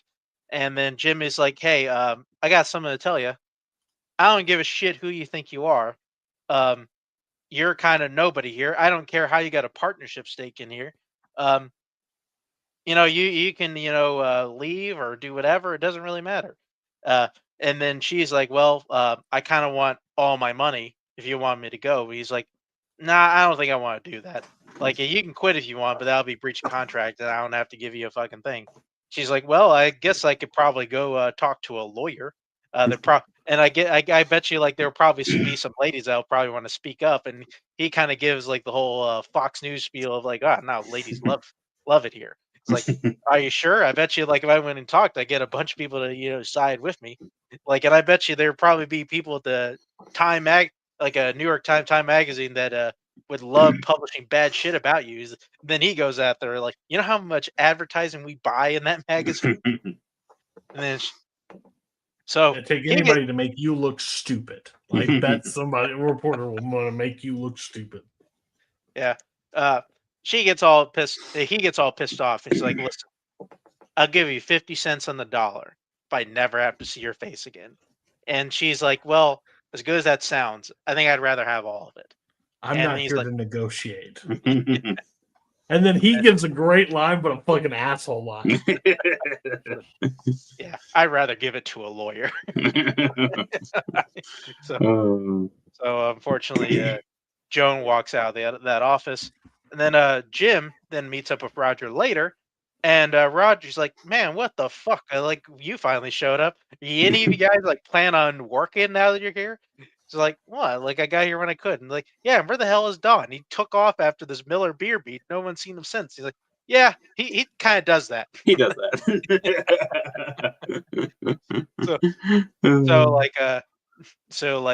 He's like, "Well, you may have sold me a rotten apple with Don, but I can at least take this out on that redheaded bitch." And then he pretty much tells him about the deal to tell her. Roger then ends up going back over to Joe and saying, "Hey, they have enough leverage on you. They're definitely going to do some dirty shit here. I think the 50 cents on the dollar, you're not going to do better than that, and I can't help you. So you might as well just take the deal." And then Joan reluctantly grabs the picture of her kid and her the numbers in her Rolodex, and she decides to take the 50 cents on the dollar. So I guess she will have McCann pay her out $250,000. And not a terrible way to go out, but she is also leaving $250,000 on the table. Don, though, makes his way to Racine, and he tries to find Diane, and he creates a ruse of being a salesman, saying they just want a fridge full of Miller beer. And he gets into the house, talks to the new wife of her ex-husband about like receiving this, but Diane wanted, and he's like, "Hey, do you guys know where Diane is?" And the husband was like not buying it for like a fucking second. He kind of understands what's going on. It's like, "Oh yeah, you're looking for Diane? Okay, whatever. Like, I know you're not a salesman, whatever." And then he tries to tell him he's a collections agent, and he just tells him, "Yeah, she's in New York. I don't know where the hell she is." So, though he comes back out there and he's like, "Yeah, I know you're in a fucking caddy. I know you're not a fucking collections agent either." Well, I know, like, and then Don's like, "What? I was just trying to find her." I was like, "Yeah, well, she sucks, and You're she not the first one. yeah, she needs to find Jesus, and so do you."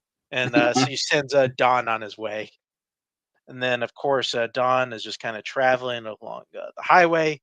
Hitchhiker comes in, says he needs to get to Minneapolis, and Don is like, "Yeah, I think I can go out that way." So Don is staying on the road, and that is the end of Lost Horizon. Don gets killed by a hitchhiker.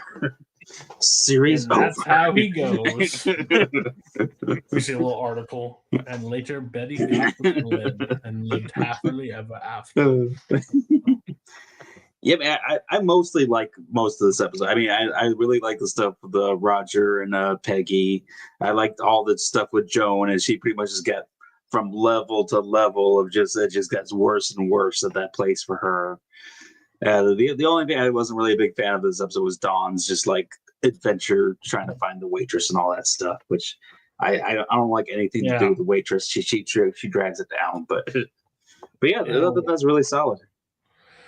Fantastic episode just got derailed because we're like, why are we doing this? Like, why do we have to do the beer and blah blah blah? Like, I just didn't care for it.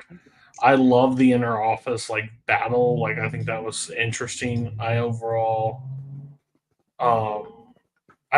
liked the episode because of that. I've always wanted more of that technically, but normally the conflicts in the office get resolved pretty quickly. This one just is like, I hate that we lost Joan, because I'm pretty sure she's gone for the show. Well, she might be back in the last 2 episodes, but overall, there's not a real storyline with her in the place anymore because she took the deal. Which again, $500,000, and she gets $250,000 in the 70s. Hey, you'll be fine. Plus, you apparently just got a really, really, really, really fucking rich boyfriend. So, don't fuck that one up, Joan, and you'll be fine. And then Peggy too, just walking into the office with that box and the cigarettes, like a boss. badass shots of the whole show. But I'm just like, Peggy, you don't know where you're entering. They hate women here. They fucking hate you. But yeah, Don, it felt, that's the only part that felt really out of place is him hunting down the girl. Mhm. Because we went off of that a little bit. Now we're back on that, and now I get it. He looked out the window, and my God, He gone. wants to be free. I think here's the thing I kind of like about just on the sense it just I will say this does not happen whatsoever. But for the longest time, one of the big fan theories of the show was that Don was actually DB Cooper, and that the show is going to end with him being DB Cooper. Like that was what that was one of the biggest fan theories of the show. So I'll I be honest do, with you. and The Mad Men fans are some of the dumbest creatures that I've ever walked through. like I feel like that plane is out there. Like because I feel like by the end of the show they were totally fucking with the fans of like, oh yeah, he's gonna be DB Cooper. So I kind of love that they threw out that plane there of like, hey guys, DB Cooper, it's coming up. If you want my honest opinion, now I know. So they sold originally. They sold twice, right? Absorbed. So whatever they've done, Oh yeah, they have Yeah. a shit ton of money. Oh yeah, yeah. Roger, Don, maybe not Peggy and the rest of them, but Don and Roger definitely Don and have Roger are definitely rich. money. yeah, because he was Why he was the a part of the fuck are PPL you thing working? that got him a lot of money. Why are you working? It's for the love of the game. Clearly not. They were sitting there talking about a brand strategy. This motherfucker took his box lunch and said, I gotta fucking go talk to a man about a fridge. Huh? Fucking weird. Weird. But overall, good episode. A really good episode to close. I was loving it. Just to report back, the Red Sox won. Thank God. I can live happily. Oh, that's good. It would have sucked doing the Sopranos if they would have lost. Yeah, I would have told one of you guys to do something a character certainly does in here. Okay. So we are nearing the end of The Sopranos. We are in our last 3 episodes. And this one, they finally realized, hey, we probably need to figure out how we're going to end this story. So, episode 19, The Second Coming. Believe me, how this episode started. I wanted to be Johnny Sacks die because I was brutally. I thought this was horrible. I don't know why we were doing this. Luckily, we picked up. Okay, we picked up. So episode starts with fucking poor AJ Soprano being depressed and sad. Tony giving Carmelo a watch because he doesn't know how to say I love you, but he knows how to give gifts. Conversation about the asbestos, like how trying to figure out where to dump stuff. They're still trying to figure out that mess because it's not worked out with Paul Vincent at this point. He sits down and talks about the Israel-Gaza. AJ sits down with the Israel-Gaza conflict. By the way, AJ, it is 2025. We are still having that conversation, so it did not get resolved. I hope you're still upset about it currently. But he's not. They're not thing. Tony comes back to it, talks about his trip to Las Vegas and how much fun he had. They hang up a picture of Christopher, which he tries to devote really quickly. Talks about doing peyote with this girl that gladly he didn't say that he also fucked Christopher. They're all talking about it, about doing mushrooms.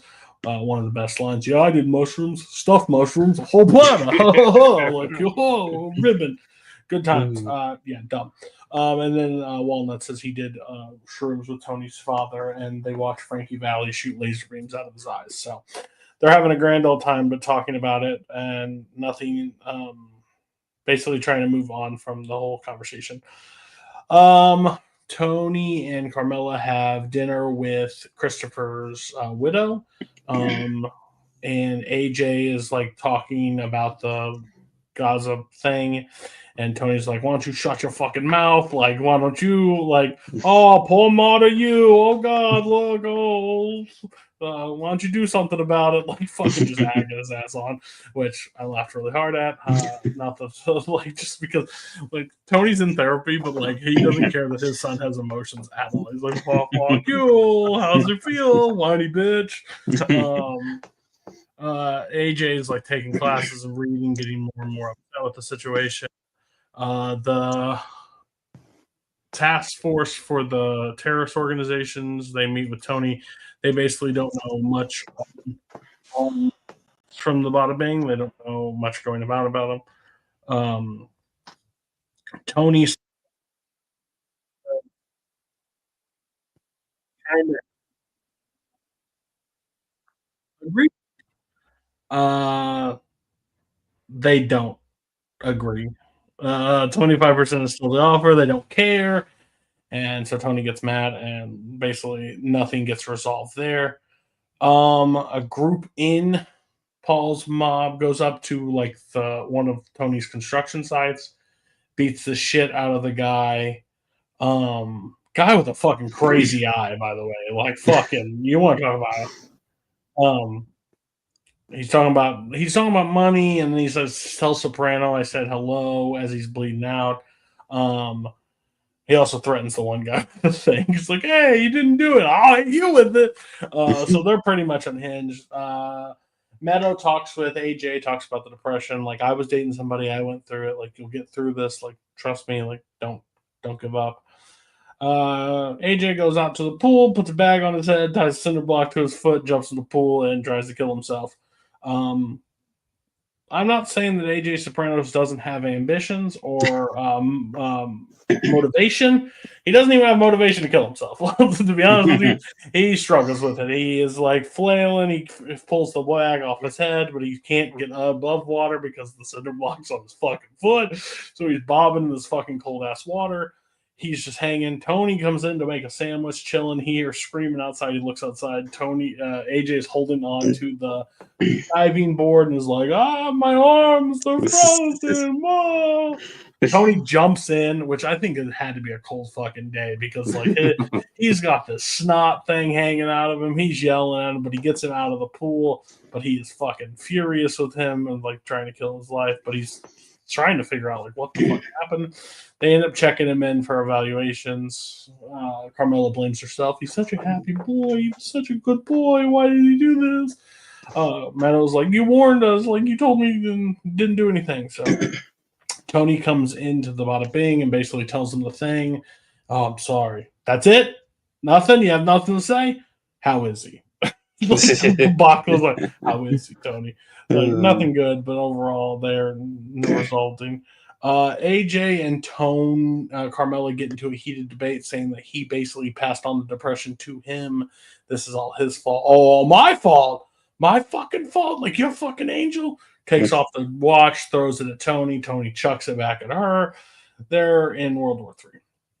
I think they're saying the line is like, or he could just be an idiot. Historically, that has been the case.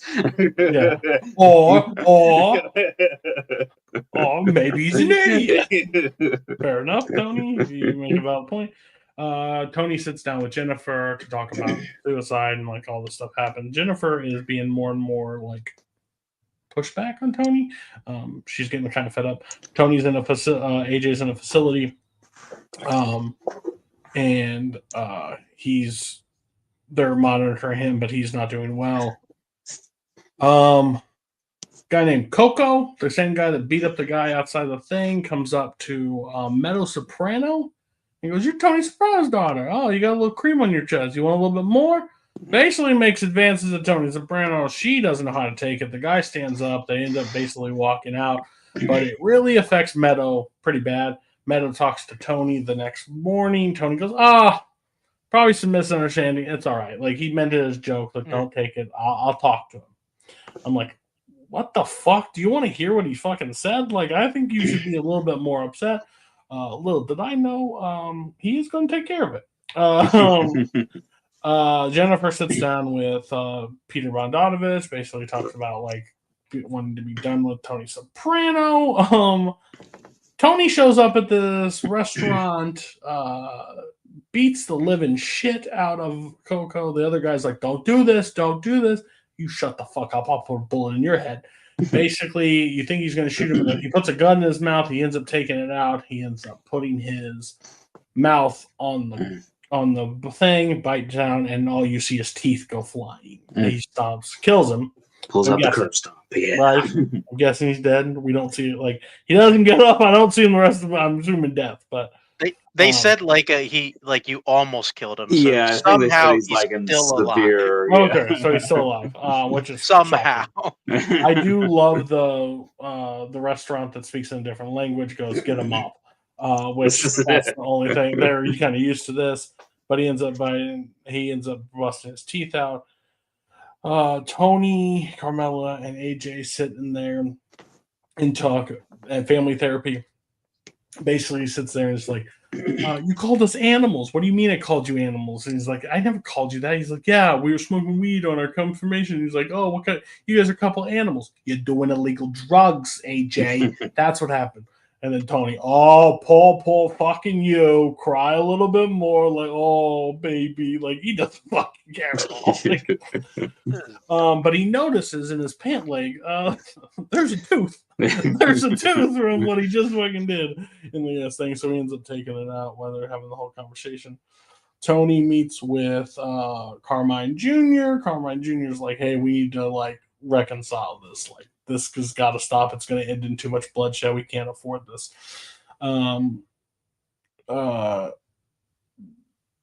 Tony goes over with Carmine, the guy with the crazy eyes, standing out there to talk to Paul Vincent. Paul's not letting him in. He changed his mind. He's like, I'm just on the phone with him. We changed our plan. He's like, hey, you cocksucker, you're not coming in here. Like, clear hairs prevailed. Get the hell off my property. So he ends up leaving, and then Tony goes into the hospital to go see AJ, and that's how the episode ends. Thoughts? What a curb stop. I mean, yeah, like the actual Tony stuff I think is pretty good because I think he doesn't. I think he has an idea how close they are with like a real blow up with New York, but I don't think he realizes just that they're like right on the brink. Like he didn't realize that this thing was going to be enough to set it over the edge and ends up doing it. I mean, he's in the right. He's definitely justified in this one, but it's just it isn't enough. Like like freaking Frank Vincent is just like he's too fucking crazy at this point. He's willing to do some wild shit at this point, and like he just didn't quite realize that at that point. Like the only thing that bugs me is like the AJ stuff. It's like I think I remember like, oh, we get to the point where him trying to kill himself, and like we get that really neat moment of like Tony acting like the concerned father when he pulls him out of like the pool. Like, man, it's like really good scene, and like this was nice.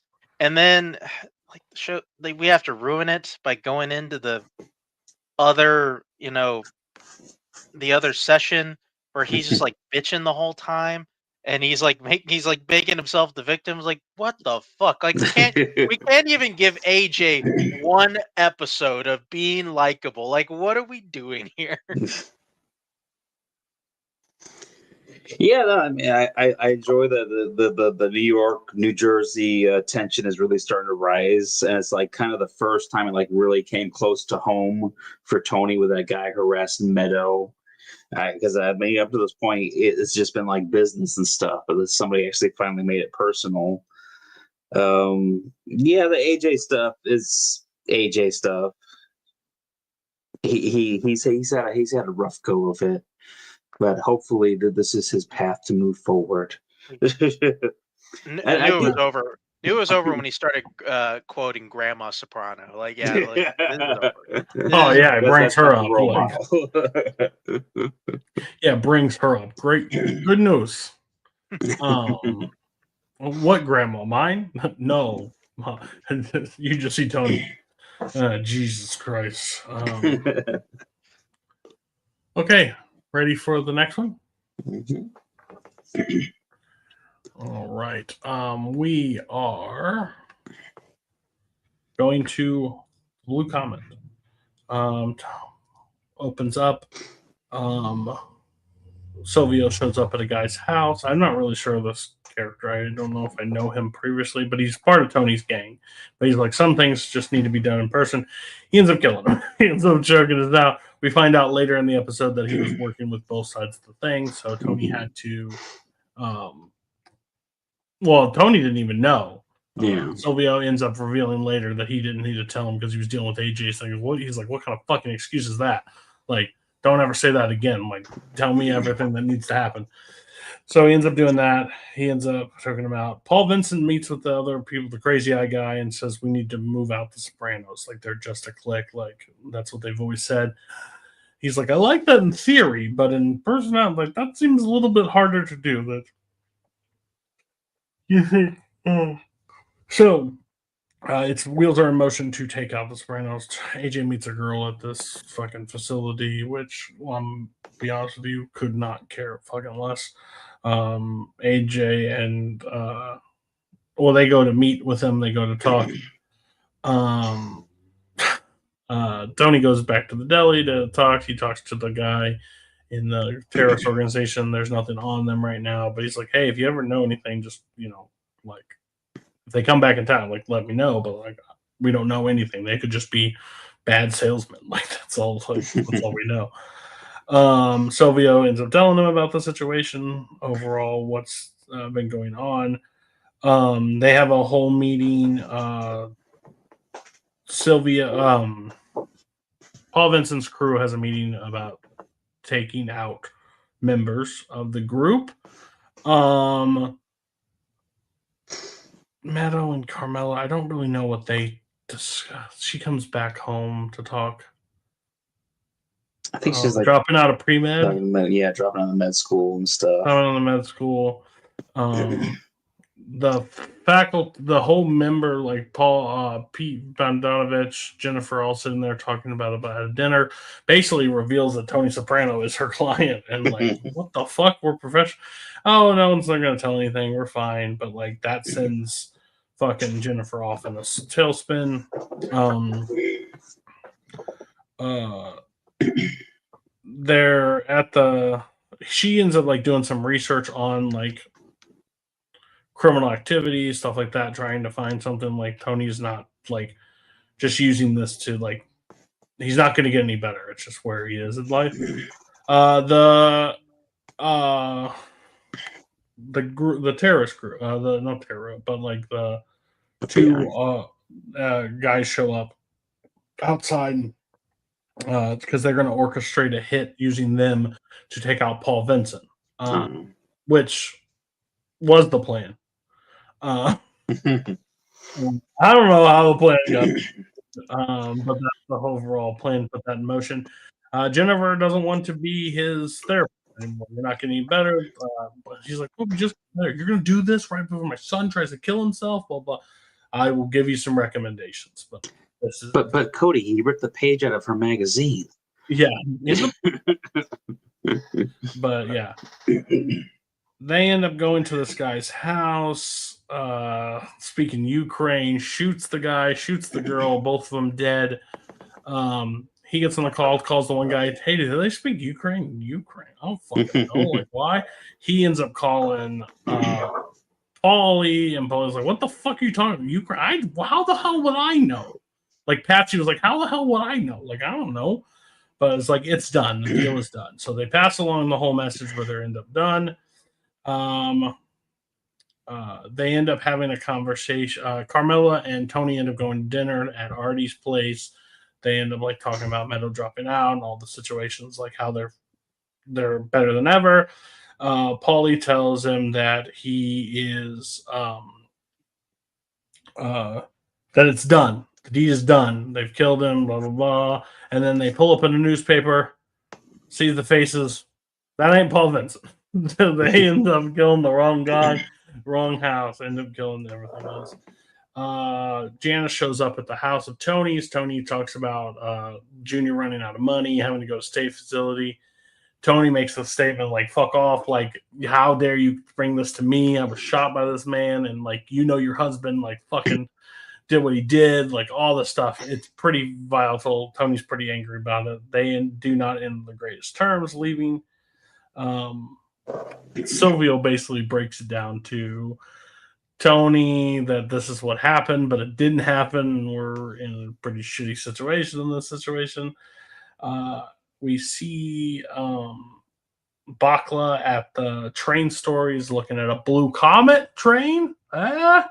We hear a door swing. We see some cameras. We see two guys sneaking up. Bakla gone, dead, shot in the train. The first hit was made. They end up killing him. So he is now officially dead. They end up stopping Patsy and Silvio at the outside the car. They end up shooting up the thing. Silvio got shot in the chest and the back. He looks like he's playing dead, but he may be officially dead. I don't know. Do we know for sure? I think they after said this he's in episode? a coma, He's in a and coma. it's not Okay. looking great. Yeah. They end up peeling out of there, and the guy fucking in the car gets fucking ran on a motorcycle, gets fucking brutally ran over. Patsy fucking runs. Patsy just fucking Patsy's sprints. a survivor. He's gone. Patsy is old school Italian. Like, I'm getting the fuck out of Dodge. I know somebody just died. I can't be around it. So he's running. Tony comes home, tells Carmela, we gotta get the fuck out of here. Like, you guys gotta separate. Go to this place. Oh God, Tony, what about? Oh, go to a hotel or something. I don't fucking care, but separate. Like, you can't be together. Like, this is how it's fucking happening. You can't do it. But then Tony goes and talks to AJ and is like, Bakla died. He died. He got shot. How? Like, what are you talking about? What? And then all of a sudden, he's like, this is really depressing. Like, this is really affecting me. Tony grabs him by the shirt and just pulls him into the closet and drops the pack a bag. I ain't dealing with it. Like, get the fuck up. Like, what the fuck do you want from me?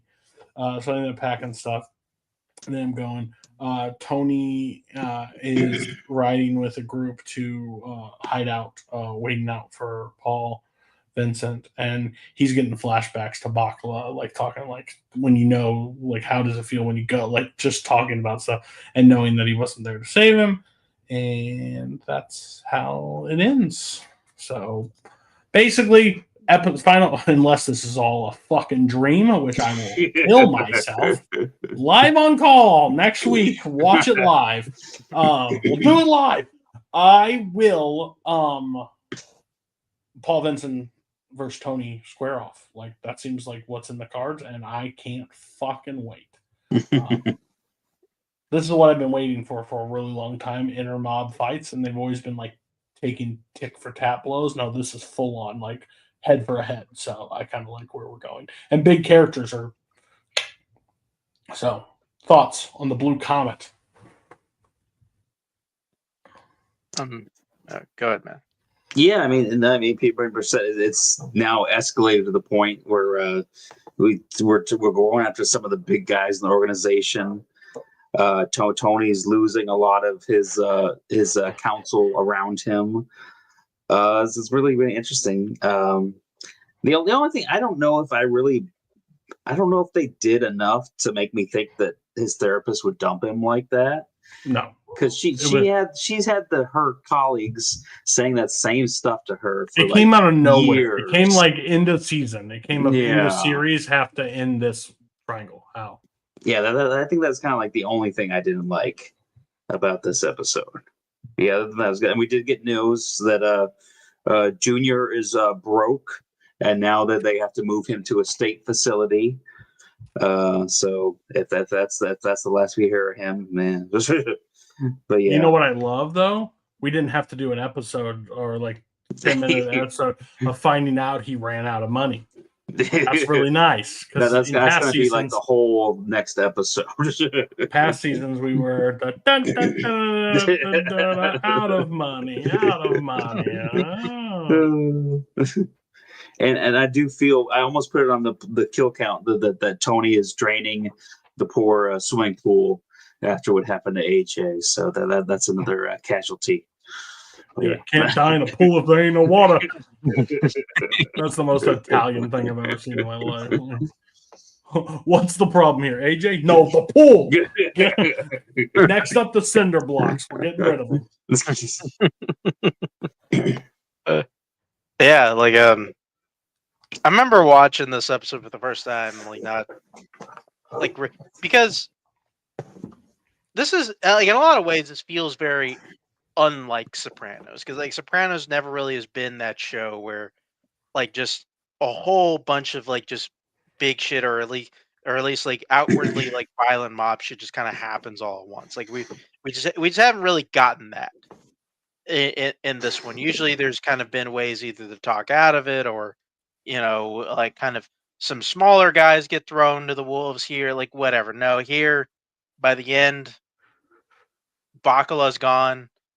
Silvio seems pretty much gone. He's like, I don't think we could technically add him to the kill count, although he's most likely not coming Who? back. Sylvia. Silvio. Oh, Silvio. I thought you said Yeah. Bacala. I was like, Bacala dead. Bacala's Swiss cheese. He's got so many holes in him. And it just okay, and we're here, and just essentially now Tony's got his back up against the wall. Nobody will. I mean, hell of an ending shot. And this would be one if I was a fan of if I was watching Sopranos week to week. Like the last thing I see for a week is Tony laying in that bed holding the rifle that Bobby got him for his birthday, and just kind of waiting for somebody to come through that door would have been tortured. Oh, yeah. But no, got some good stuff. And then I mean, I think it's only a little bit surprising, at least for the Melfi stuff, in the sense that she's been kind of being told this like the last 4 seasons. Just for whatever reason, she gets this. She gets a study that, hey, I don't you're not actually helping this guy. Well, you are helping him, but not in the way you think you're helping him.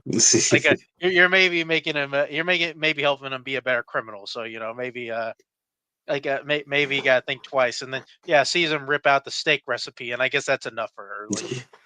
That was the last straw. No,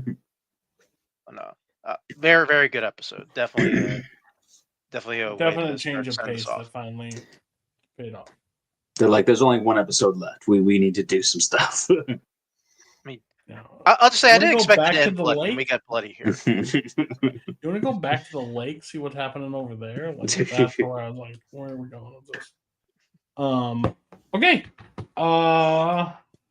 So just to recap before we get into Bad Guy of the Week, next week we will be doing the movie. The Many Saints of Newark will be a part of the season finale. Then we will rank the series season 6 and season 7 into our final rankings. And 6 will count as just one giant episode. We're not doing 6B, so it's the full. And then we will rank the series between each other. So it will be these 3 going up against the first season Breaking 3. Bad, yeah, so Breaking Bad, Wire, and Oz. We'll put them up against each other. Where will Oz end up? We could rank El Camino and the Many Saints of Newark movie against each other. See where we rank them out. But and rank the little Oz 20-minute thing. No, we don't. I actually didn't make the cut on of actually. It needed to hit his 35 minutes to count. Oh, damn. Shame. Bad Guy of the Week. I changed the color. Can you change? Thank you. I'm not going Vic. Okay. Vic, because we do not know Ronnie's finished story yet. Okay. If Ronnie ends up in Vic cuffs, might just have a master plan we don't know about yet. I mean, he always seems to have contingency plans. So if Ronnie does end up in jail, retroactively, Bad Guy of the Week, previous week. Just want on the record. Second, so my Bad Guy of the Week.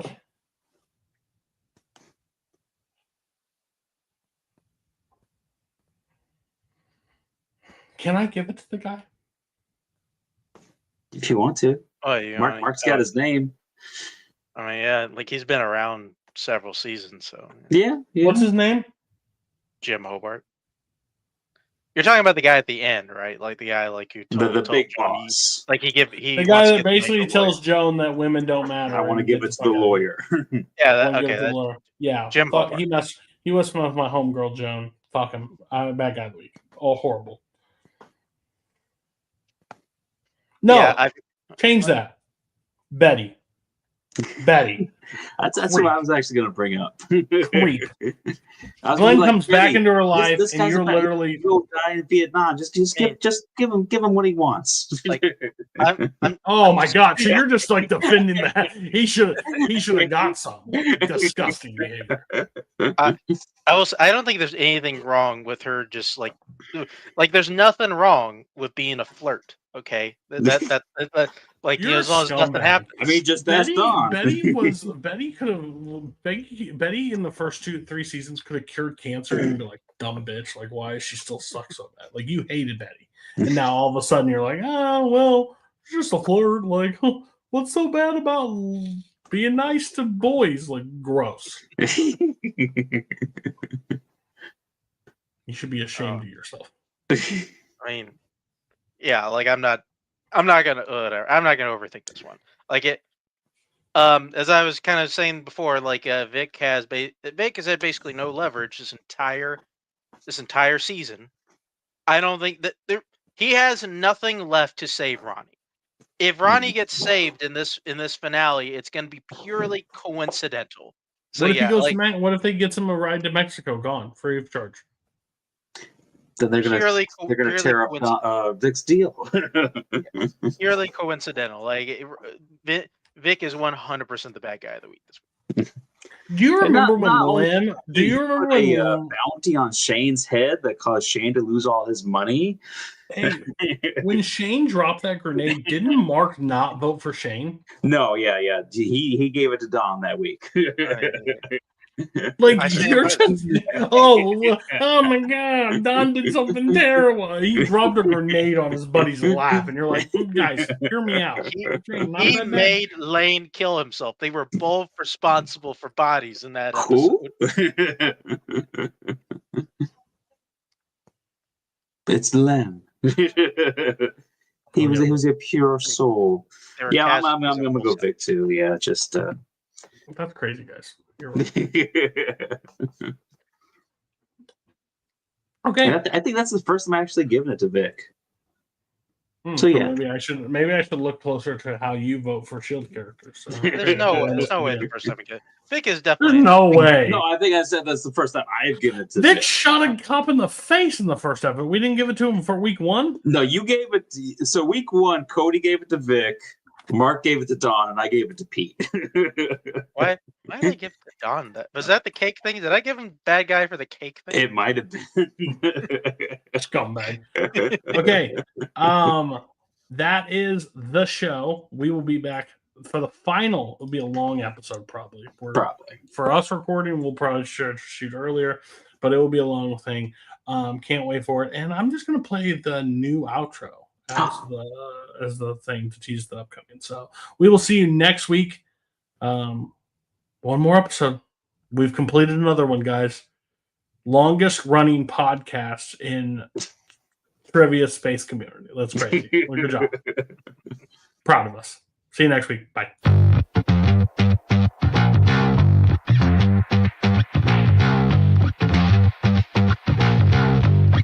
You wonder ever you're a bad man? World needs bad men. We keep the other bad men from the door.